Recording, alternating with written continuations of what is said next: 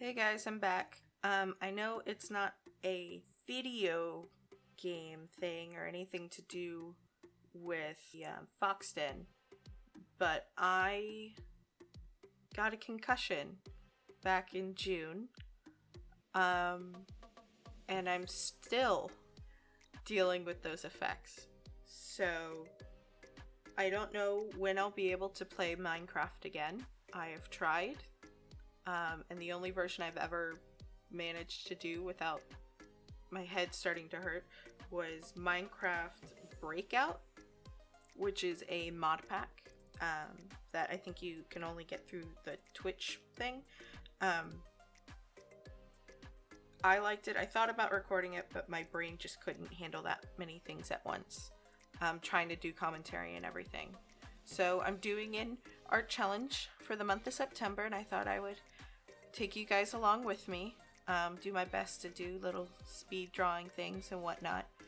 With this one is going to be the control, because the ultimate goal of this challenge for myself is to do a whole bunch of little challenges in the middle of the month and redo a piece that I did at the beginning of the month, which is this one. So right now what I'm doing is a bunch of, I end up only doing 3. But thumbnail sketches. I do 3 thumbnail sketches and pick from there which one I'm gonna do. And I know you're not really supposed to use a bunch of color when doing the thumbnail sketches, but I felt like it was useful for me to know where things were in depth and everything, otherwise I would lose it, like the idea I had, because I kept having to leave. This ultimately took, I think, if I'm going just based off of what got recorded, almost 3.5-4 hours long, which is wild, because when I look at the final product, I wouldn't say that would have taken that long. But if you count in the thumbnail sketches and the trying to sit and fiddle with things, then I guess it makes sense. It put into a better reality of how long it takes me to do these things. I'm also using a new tablet on my computer, because I'm using Clip Studio because it came with another tablet I actually bought for myself. And then a few weeks ago, my mom won an art supply contest thing, which came with a really nice, with a bigger version, essentially, of what I'd already bought myself. What was this? The Wacom Intuos Pro.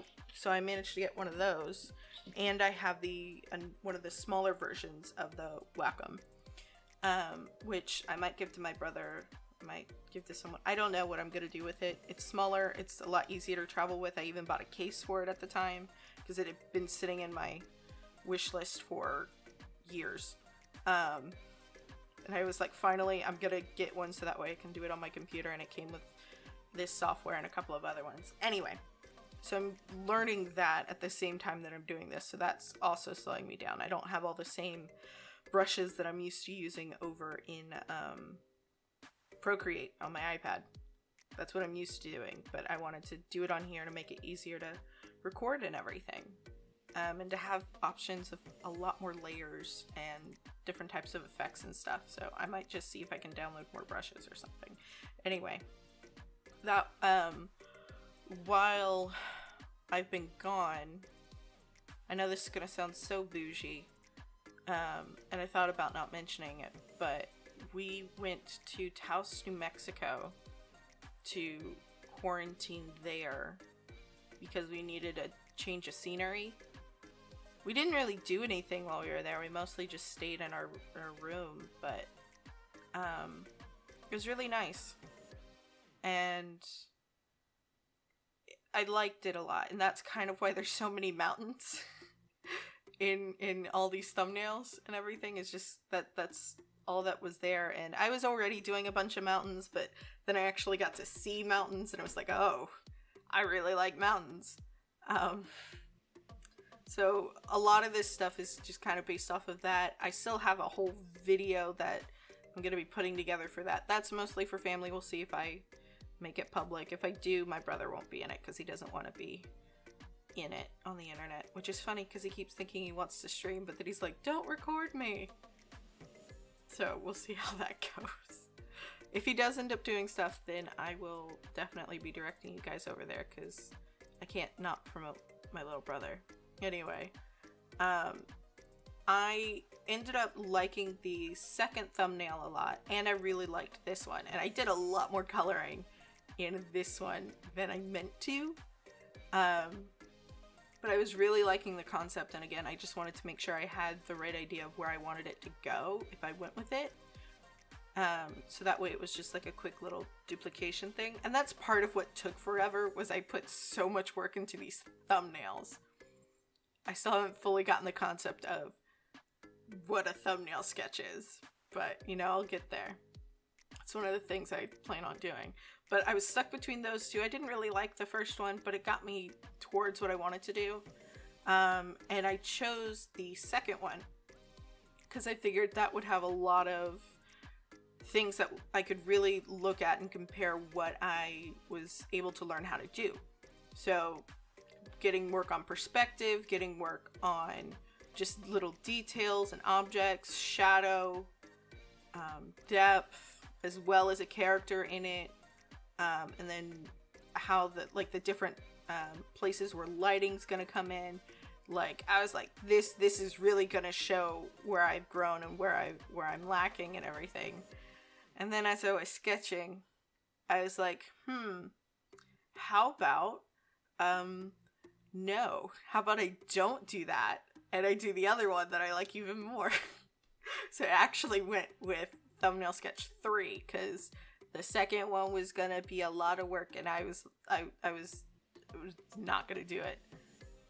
It was not gonna do it. So I just decided to go with the third one because I really liked it. And it was really a lot easier to bring in to bigger. Like, if I had started the sketches on Procreate and then did a lot of the detail work on here, I probably would have gone with number 2. Because I understand how to use the perspective tools and everything, and I don't know where those are in Clip Studio. So yeah, if I had started on Procreate, then brought the file over, then I probably would have gone with number 2. And I might still do that later on and just have that as one of the things I practice with during this month. But I started working on the person first because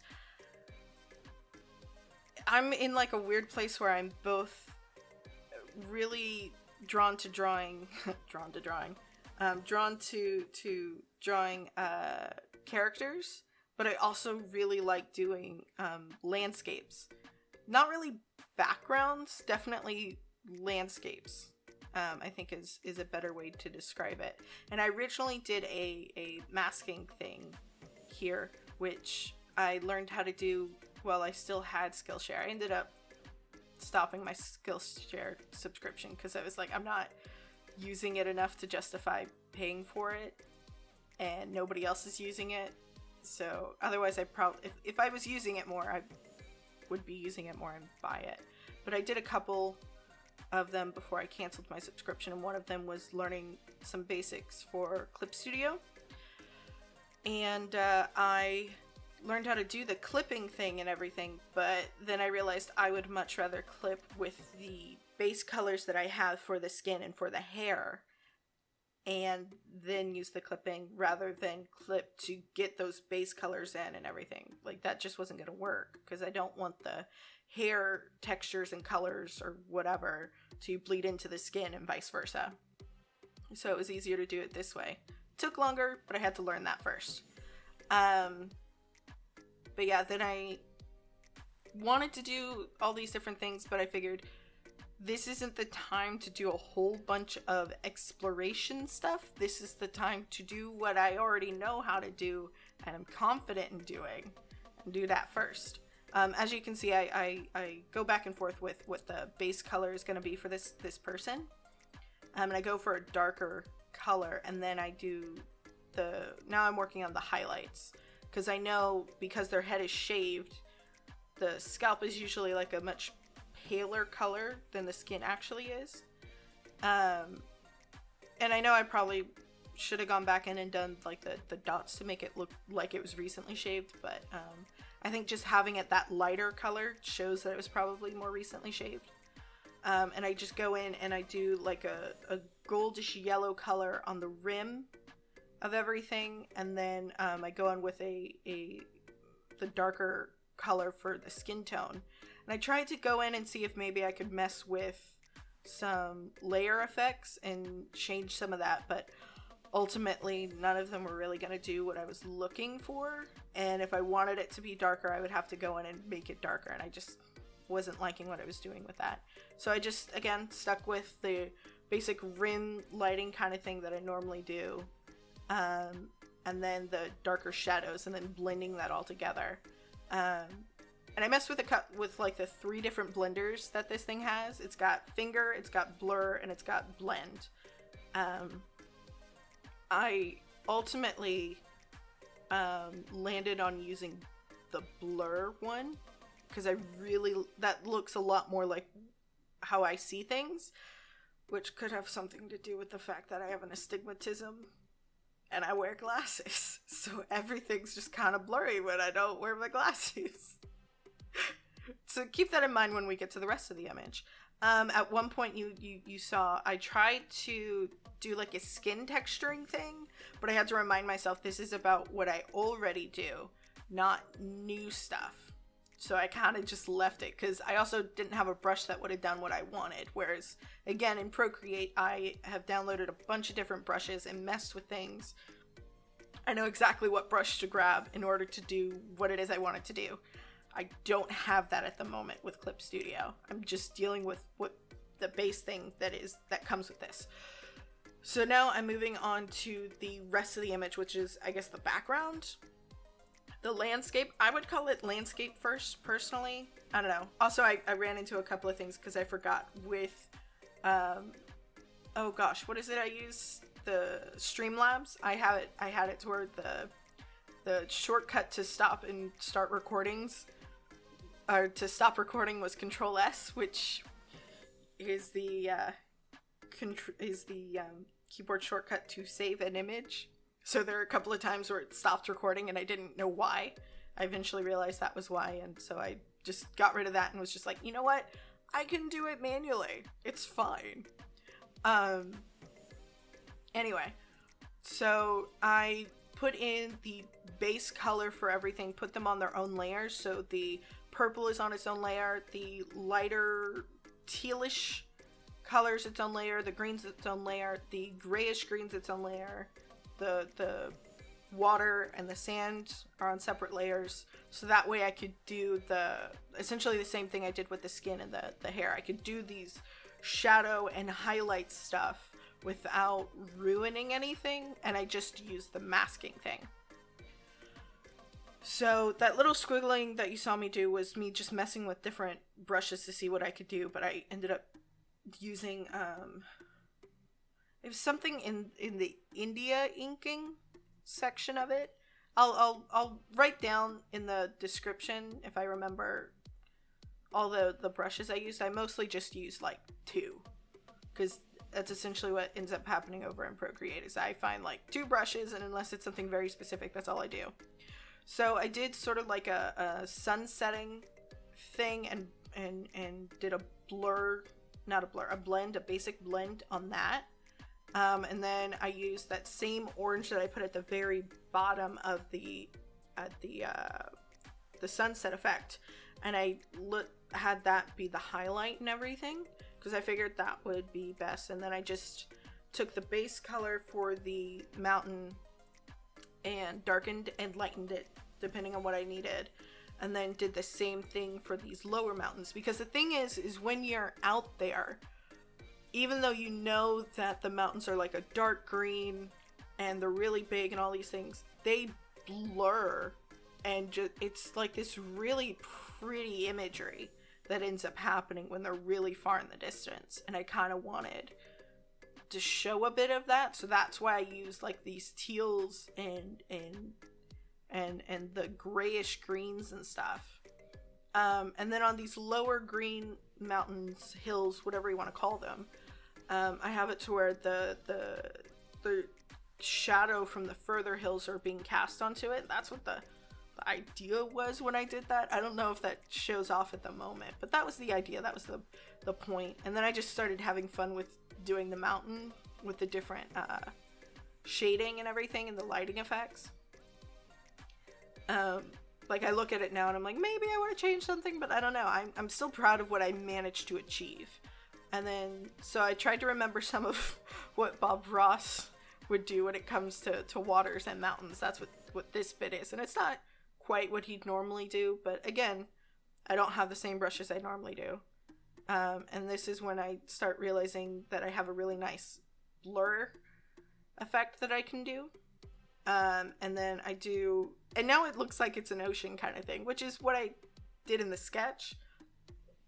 Whether or not that's typical, I'm fairly sure you could essentially get that, probably in Spain. I don't know. I know you can get like a mountainous look or cliffs and stuff in water. Either way, whether or not this is based in reality, it's my reality, and that's what you get. So I kind of went a little overboard with the blur effect, but I think it lends something to it, because once the person gets added in, it looks really cool. So I go in, make sure all the colors still look really good, but now it looks like the person is in focus and the background is in the background. And I just lowered the opacity of the outlining that I originally did, and then added in some lines for the hair so that way it looked more like hair. And I really like how it came out. I wasn't so sure when I originally did it, but by the end there, I was really happy with it. Also, in order to not have my signature be extremely obtrusive, I just made it slightly darker than the skin tone, and now it just looks like a tattoo.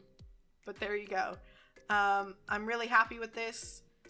I hope you guys have been doing really well, and I hope I'm able to keep up with this challenge all month. If you have any suggestions for a type of challenge that combines stuff or whatever, let me know. I would love to hear from you guys. Follow me on Instagram. I'm going to be posting a lot of my artwork on Instagram. Occasionally I do stuff on Twitter. Yeah. Bye.